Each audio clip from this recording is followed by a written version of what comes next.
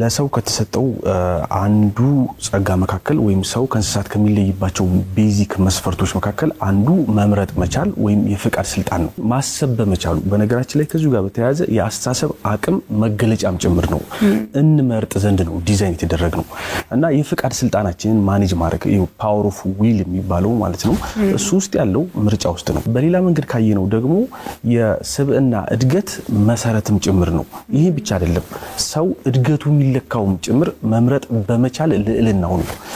አሁንም ተጨማሪ ካየነው ራስን መግዛት የሚባለው ሰዎች በራሳቸው ላይ ያላቸው ስልጣን የሚለካውም ጭምር መለኪያ መስፈርትም ጭምር ነው መምረጥ መቻል ማለት ነው። ምርጫን አለማወቅ ራስን ካለማወቅ ጋር የተያያዘ ነው። ሰዎች ራሳቸውን ሲያውቁ ምን እንደሚያስፈልጋቸው ወደ መለየት ይመጣሉ። በሌላ መንገድ ካየነው እንደዚሁ አቋም ማጣት፣ አቋም አልባ መሆን ይሄንንም እዛ ውስጥ ማየት እንችላለን። እንደዚሁም ደግሞ ትኩረት ማድረግ አለመቻል፣ ፎከስ ማድረግ አለመቻል አሁንም ሰዎች ምን እንደሚፈልጉ ብቻ ሳይሆን መምረጥ የማይችሉ የሚሆኑበትን ነገር ሊፈጥር ይችላል።